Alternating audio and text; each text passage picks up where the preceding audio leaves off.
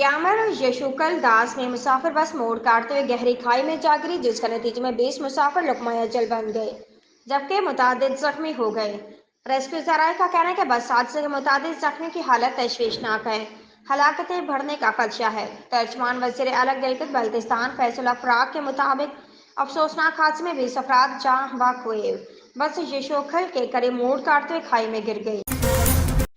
Karachi JUIF के सरबराह मौलाना फजल रहमान का कहना है कि इलेक्शन नताइज मुस्तरद करते हैं दोबारा इंतखाबात करवाए जाएं।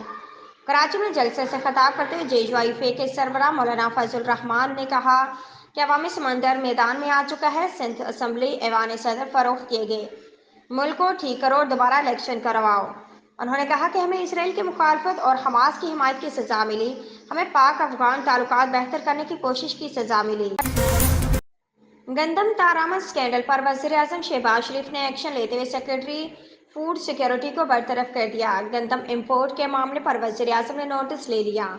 फौरी कार्रवाई करते फूड सिक्योरिटी मोहम्मद आसिफ को ओहदे से हटा दिया।